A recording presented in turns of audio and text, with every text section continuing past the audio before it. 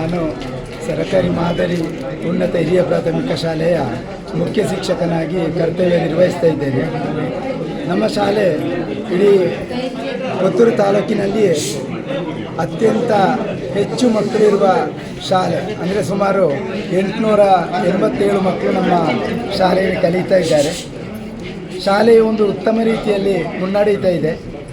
ಇಂಥ ಸಂದರ್ಭದಲ್ಲಿ ಕಳೆದ ಜೂನ್ನಿಂದ ಒಬ್ಬರು ಪೇರೆಂಟ್ ಬಹಳಷ್ಟು ನಮಗೆ ಕಿರುಕುಳಗಳನ್ನು ನೀಡ್ತಾ ಇದ್ದಾರೆ. ನಮ್ಮ ಟೀಚರ್ಸ್ಗಳಿರ್ಬೋದು, ಆನಂತರ ಪೋಷಕರಿರ್ಬೋದು, ಮಕ್ಕಳಿರ್ಬೋದು, ಇವರಿಗೆಲ್ಲ ಕೊಲೆ ಬೆದರಿಕೆಯನ್ನು ಹಾಕುವಂಥದ್ದು, ವಿನಾಕಾರಣ ಬಂದು ಶಾಲೆಯ ಆವರಣದಲ್ಲಿ ತಿರುಗಾಡೋದು, ಈ ರೀತಿಯ ಕಿರುಕುಳಗಳನ್ನು ನೀಡ್ತಾ ಇದ್ದಾರೆ.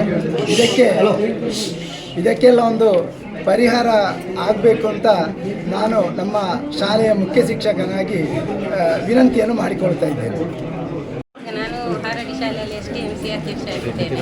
ನಮ್ಮ ಶಾಲೆಯಲ್ಲಿ ನಮ್ಮ ಶಾಲೆಯ 8ನೇ ತರಗತಿಯ ಒಂದು ವಿದ್ಯಾರ್ಥಿಯ ಪೋಷಕರಾದ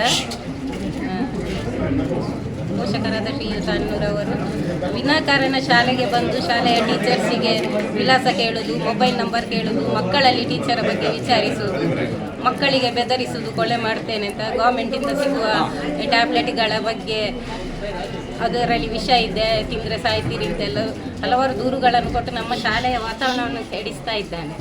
ನಮ್ಮ ಟೀಚರ್ಸಿಗೆ ಪಾಠ ಮಾಡಲಿಕ್ಕೆ ಕಷ್ಟ ಆಗ್ತಾ ಉಂಟು.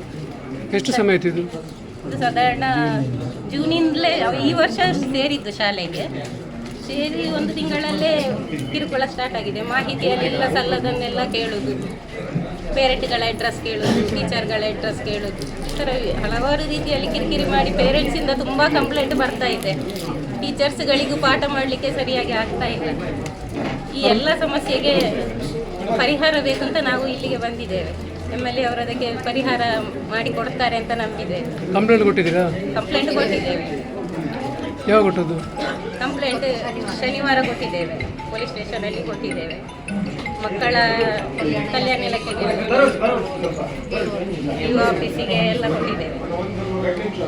ನಮಗೆ ಈಗ ಪೇರೆಂಟ್ಸ್ ಮಕ್ಕಳನ್ನು ಕಳಿಸುವುದಿಲ್ಲ ಅಂತ ಹೇಳ್ತಾ ಇದ್ದಾರೆ. ಅವರು ಪೇರೆಂಟ್ ಆಗಿದ್ದರೆ ನಮ್ಮ ಮಕ್ಕಳನ್ನು ನಾವು ಕಳಿಸುವುದಿಲ್ಲ, ನಮ್ಮ ಮಕ್ಕಳಿಗೆ ಸರಿಯಾದ ವಿದ್ಯೆ ಬೇಕು ಅಂತಂದರೆ ಕೂಲಿನಲ್ಲಿ ಮಾಡುವವರೇ ಇರುವುದು. ನಮ್ಮದು ಸರ್ಕಾರಿ ಶಾಲೆ ಒಂದು ಒಳ್ಳೆ ರೀತಿಗೆ ಇರಬೇಕು ಅಂತ ನಾವು ಟೀಚರ್ಸನ್ನು ಎಲ್ಲ ನಮ್ಮ ಸ್ವಲ್ಪ ದೇಣಿಗೆ ಎಲ್ಲ ಕೊಟ್ಟು ಎಕ್ಸ್ಟ್ರಾ ಟೀಚರ್ಸನ್ನು ಇಟ್ಟುಕೊಂಡು ನಾವು ಶಾಲೆಯನ್ನು ಒಳ್ಳೆ ರೀತಿಯಲ್ಲಿ ನಡೆಸಬೇಕು ಅಂತ ಪ್ರಯತ್ನ ಪಡ್ತಾ ಇದ್ದೇವೆ.